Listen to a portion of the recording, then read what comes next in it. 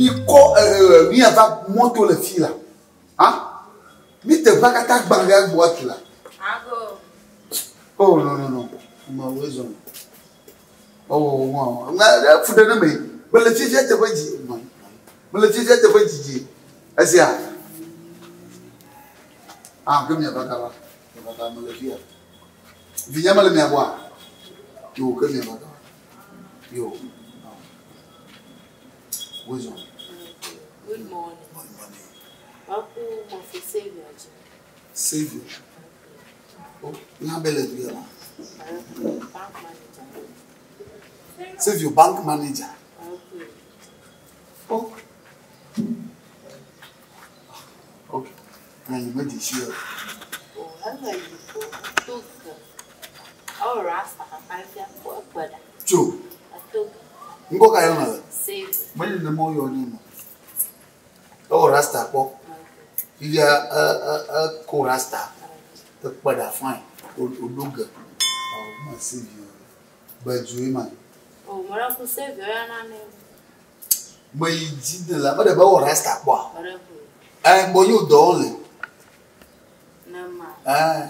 Bon bank manager ne na mo blo na ne. Bank manager. Ah, comment tu es? Ba ku akaraje. Atogalo. Le bloc me second.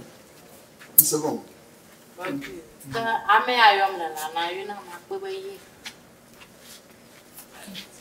Bedzo. Allo Savior là. Savior dit ouais elle. Savior. Yebe mi pera. Bedzo. Bedzo, ma pas que moi voir. Da. Ma pas porter moi voir. Ko ouais qu'on la robe ko kejo. Ku dona di mo de mo mi ko no ko kata bangala. Sia. Anje sia. Oji mo le. Fika mi dogo le. Weso. Fika mi dogo le. Oh, mi Facebook dogo le. Facebook. Oh.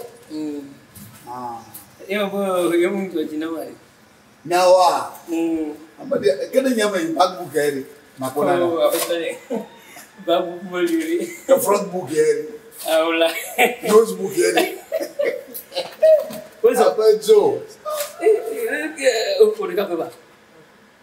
Ile ko le no kun. Hotel.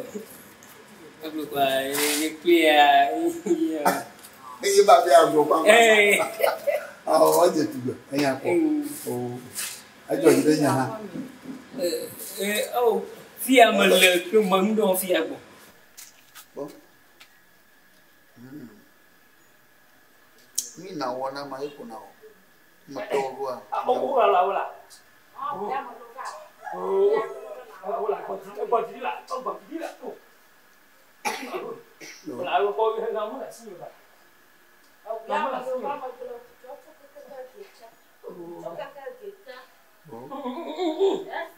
Bedzo leke ha. Amanyo wala.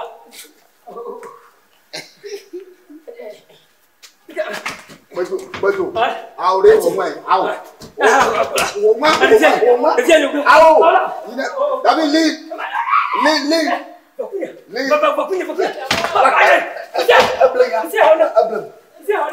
David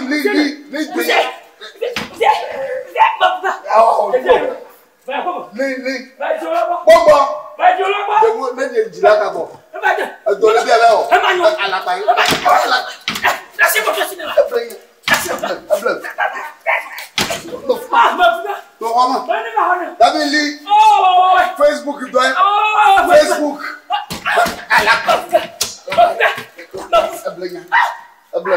Facebook. Facebook alors on a mis.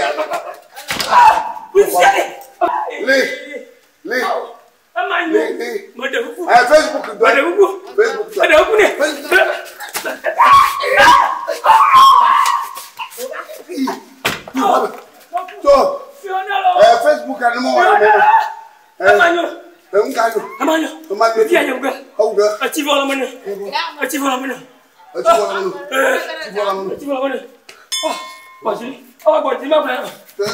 Facebook